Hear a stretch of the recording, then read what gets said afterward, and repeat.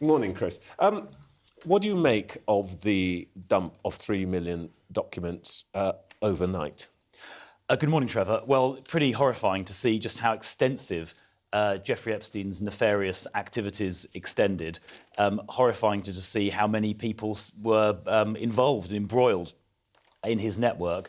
I certainly agree that Andrew Mountbatten-Windsor should give all the assistance he possibly can to any official body investigating this, whether it's the police, the FBI, or indeed the US Congress. The same, of course, would apply to Peter Mandelson, who appears to be embroiled in this as well.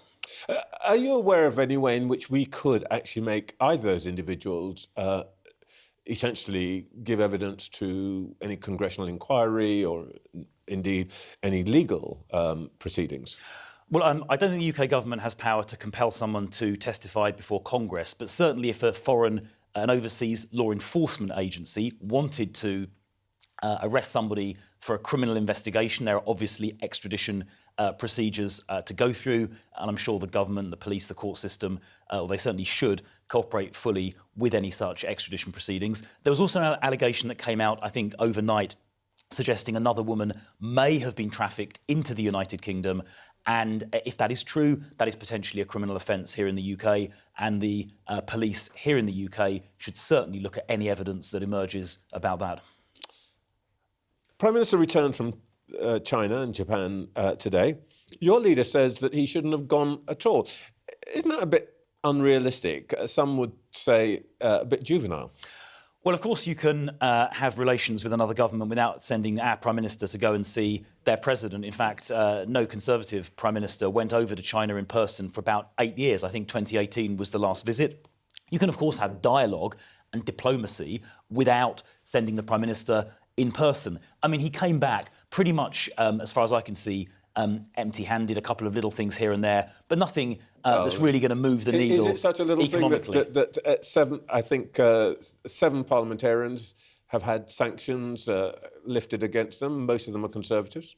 Look, I'm sure those MPs, and I, as a parliamentarian, I would say, look, that's clearly a small step in the right direction. But when you think about the scale of China's espionage activities against the West, and particularly against the UK, it's not changing anything there. They've got what they want, which is their super embassy just next to the Tower of London, which will serve as a base for espionage, not just in the UK, but across Europe. I saw when I was technology minister in the last government how the Chinese are systematically seeking to steal sensitive technology, things like, semiconductor IP, quantum computing, graphene, and so on, by either infiltrating companies and universities or just directly stealing it using classic espionage tactics. They're doing that on an industrial scale, and yet the government, the Labour government, have granted them this super embassy. They're not even putting China in the enhanced tier of this thing called the Foreign Influence Registration Scheme, where anyone working for the Chinese state has to register.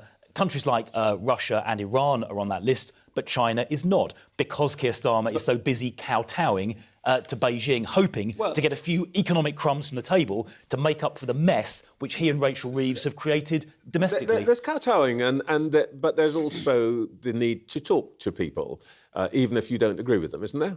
This is realpolitik. Well, as I say, you can have diplomatic contact and you can have government-to-government discussions. And sometimes it has to be at the top level, doesn't it? Without sending the Prime Minister over in person. And we have essentially, the Labour government have shown extreme weakness again, just like they're being weak on the Chagos Islands. They're being weak with China, around the embassy, around the Foreign Influence Registration Scheme, in the desperate hope they get a few economic crumbs to fix the mess that they have themselves, Labour, have created here in the UK. And it's a rather, frankly, unedifying spectacle, and I don't think really it achieved very much this visit, other than giving China a bit more of what it wanted. It's not a coincidence they gave permission for that. In fact, Steve Reed, I think you've spoken to today, he gave permission for that super embassy like a week before Starmer's visit, and that timing was not a coincidence.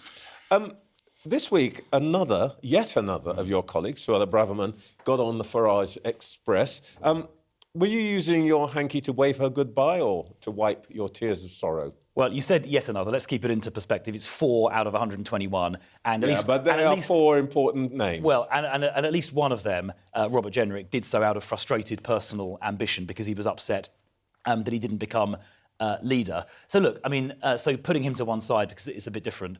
Look, obviously, Blimey, he's already history in your mind, isn't he? I mean, well, he made the move. You guys do drop people quickly. He made the move for obviously personal reasons. I think we both know about, and your viewers will as well. But look, generally speaking, of course, we prefer to keep people on board. But if they have some disagreement, or in Robert's case, frustrated personal ambition, probably better they just acknowledge that and move on, and we carry on united and confident about the future.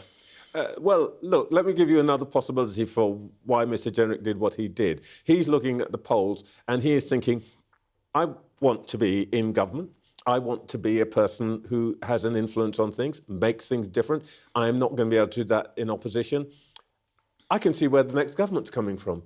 And it is Nigel Farage-led government, so I'm going to join them. Why won't there be more people who think that? There will be, won't there? Well, I wouldn't be so sure about the polls, Trevor. First of all, we can see the polls between Reform and the Conservatives now getting a little bit closer. Recent polling on who would make the best Prime Minister had Kemi beating, in a head-to-head, beating Nigel Farage as best Prime Minister and beating Keir Starmer as best Prime Minister. And when it comes to a general election, that is a very relevant question.